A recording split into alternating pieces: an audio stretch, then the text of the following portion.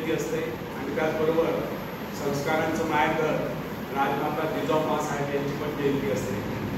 तर स्वामी विवेकानंद हे फक्त 40 वर्ष जीवन जगले, परंतु त्या 40 वर्षामध्ये त्यांनी जे काही अनुभवांच्या मागे लिहून ठेवले ते अनंत काळ येणाऱ्या नवीन पिढ्यातील लोकांना प्रेरणा देत राहतील आणि त्यांचं स्मरण नवीन पिढीतील लोकांना असावं म्हणून त्यांची जयंती ही युवा दिन म्हणून साजरी होते. कदाचित बहुतेकांना मी असे प्रश्न विचारले तर स्वामी विवेकानंदांचे विचारच त्यांना माहिती नाही. स्वामी विवेकानंदांचे विचार लावू द्या, स्वामी विवेकानंद काय होते हेच त्यांना माहिती नाही. त्यांना कोणीतरी साधू वाटलं तर ठीक आहे, ते साधू होते नाही म्हणता येणार नाही, पण त्यांनी जे आंदोलन विचार मागे ठेवले, युवा शक्तीला प्रेरित करण्यासाठी जे काही आंदोलन विचार मागे ठेवले, तर निश्चितच त्यांचे विचार हे तुम्ही मोबाईलचा मिसयूज करू नका, मोबाईलचा सदुपयोग करा. त्याच्यामध्ये विवेकानंदांचे विचार तुम्ही अवश्य एकदा वाचून बघा. खूप चांगले प्रेरणा देणारे विचार आहेत, भविष्य उज्ज्वल बनवणारे विचार आहेत, तर ते विचार तुम्ही आत्मसात करा.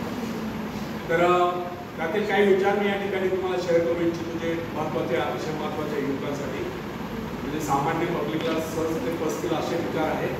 तर स्वामी विवेकानंदांचं एक स्लोगन आहे युवकांसाठी, arise, awake and stop not till the goal is reach.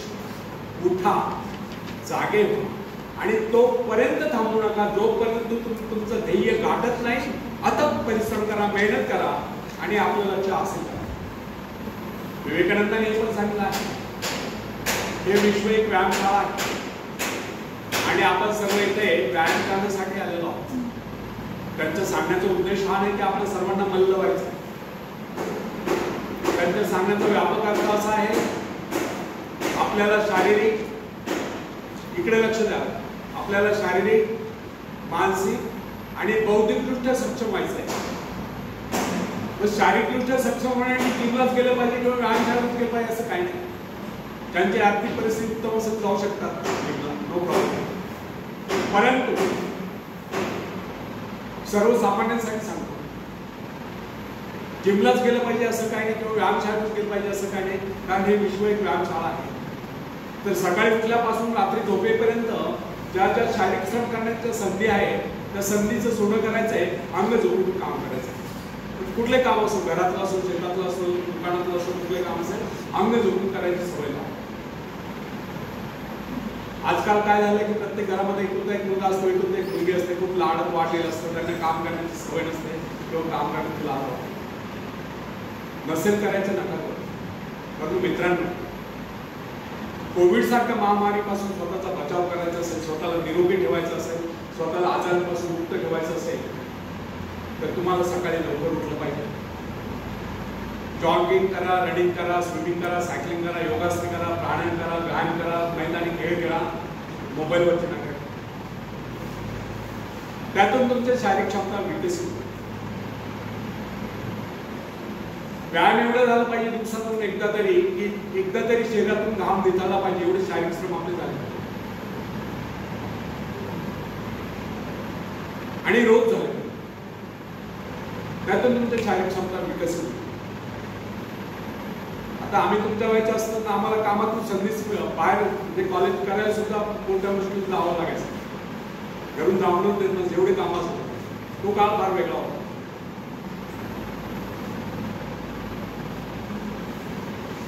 तर शारीरिक श्रम कसे झाले पाहिजे, दिवसातून एकदा तरी घाम निथळले शरीरातून, एवढे शारीरिक श्रम आपले रोज झाले पाहिजे आणि प्रत्येकाच्या त्यातून तुमची शारीरिक क्षमता विकसित होईल.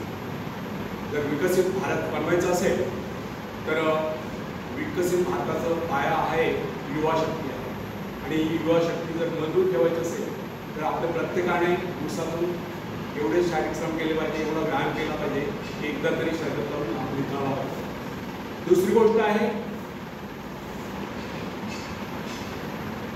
मानसिकदृष्ट्या सक्षम होण्यासाठी आपल्या मनावरती, आपल्या इंद्रियांवरती ताबा असतो आणि सर्वात महत्वाचं आपल्या विकारांवरती ताबा असतो.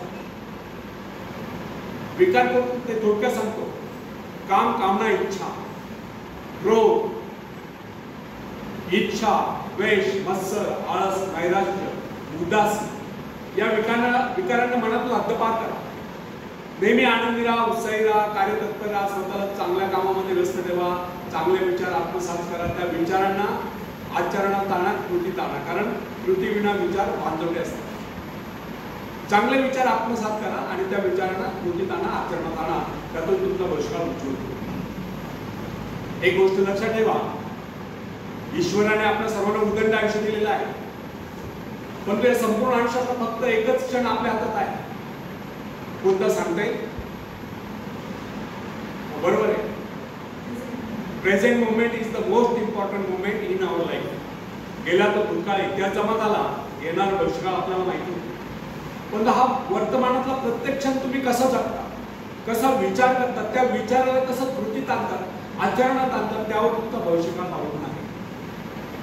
त्यामुळे मनामध्ये नेहमीच म्हणजे सद्विचार ठेवा, सकारात्मक विचार ठेवा, प्रगतीचे विचार ठेवा, पुढे जाण्याचे विचार ठेवा आणि नकारात्मक विचारांना दूर ढकला, वाईट विचारांना दूर ढकला आणि सकारात्मक विचारांवरतीच, पॉझिटिव्ह विचारांवरतीच थिंकिंग चालू असं पाहिजे आपल्या मनामध्ये.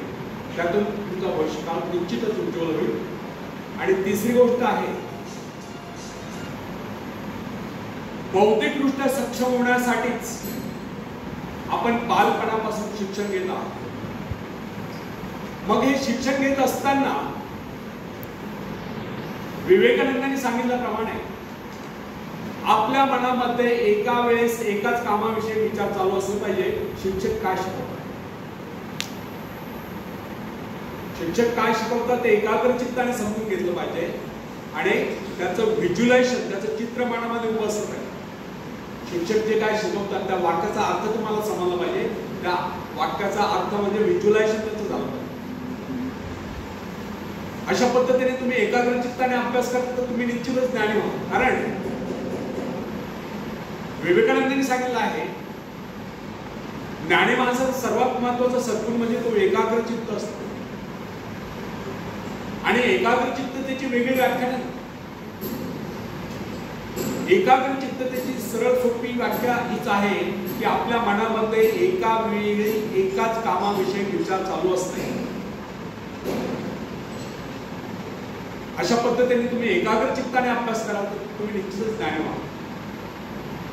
तर ज्यावेळेस तुम्ही एखादं पुस्तक वाचत असाल, तर वाक्य वाचत असताना त्या वाक्याचा अर्थ तुम्हाला समजत असेल तरच वाचा. त्या वाक्याचा अर्थ पुन्हा पुन्हा वाचूनही समजत नसेल तर ठेवून द्या. तर याचा अर्थ तुमचं चित्त त्या ठिकाणी स्थिर नाही असं होतं. मग एकाग्रचित्तता वाढवण्यासाठी त्राटक करा, एखादा स्लोगन पाठ करा, त्याच्यावर कॉन्सन्ट्रेशन करा. अशा पद्धतीने तुम्ही एकाग्रचित्तता वाढू शकता. एक गोष्ट लक्षात ठेवा, जसं प्रॅक्टिस मेक मॅन परफेक्ट, तसा एखादा रोज जर थोडी थोडं अभ्यासाची सवय लावली तर तुम्हाला अभ्यासाची सवय लागली. आपण ज्या गोष्टीचं पुन्हा पुन्हा जर रिपिटेशन करतो ती गोष्ट आपल्याला आवडायला लागते. तर अभ्यासाची गोडी लागण्यासाठी रोज थोडं थोडं वाचन करायला आणि सकाळच्या वेळेस वाचन केलं तर ते चांगलं लक्षात राहतं. अशा पद्धतीने एकाग्रचित्तताने तुम्ही अभ्यास करा, कॉन्सन्ट्रेशन करा. ज्यावेळेस शिक्षक शिकवतात त्यावेळेस शिक्षक काय शिकवतात ते समजून घ्या. त्यावेळेस इतरांची गप्पा मारू नका, चॅटिंग करू नका किंवा मनामध्ये आता सर कधी लेक्चर संपत नाही, कधी डब्बा खायला जातो किंवा जात आहे असं जर तुमच्या मनामध्ये विचार येत असतील तर तुम्ही ज्ञानी होऊ शकत नाही. तर ज्यावेळेस शिक्षक शिकवतात त्यावेळेस एकाग्रचित्ताने तुम्ही अभ्यास करा, समजून घ्या. वाचन पुस्तक वाचत असताना त्यावेळेस मनामध्ये इतर विचार येतात कामा नये. अशा पद्धतीने एकाग्रचित्ताने अभ्यास करा. आणि जेव्हा या भारतातील प्रत्येक युवक, प्रत्येक युवती शारीरिक, मानसिक आणि बौद्धिकदृष्ट्या सक्षम होतील तेव्हाच खऱ्या अर्थाने विवेकानंदांची युवकांबद्दलची स्वप्न साकार होतील आणि तेव्हाच भारत आत्मनिर्भर बनण्यासाठी ही युवा पिढी आत्मनिर्भर बनू शकेल. आणि आत्मनिर्भरता या विषयावर तुम्ही बोललोच आहे, त्यातनं काय घ्यायचा बोल तो तुम्ही घेतलाच आहे. तर त्या दृष्टीने आपण म्हणजे आत्मनिर्भर बनण्यासाठी काय केलं पाहिजे आणि त्यातूनच आपण देशाला आत्मनिर्भर बनवू शकतो हीच अपेक्षा. धन्यवाद.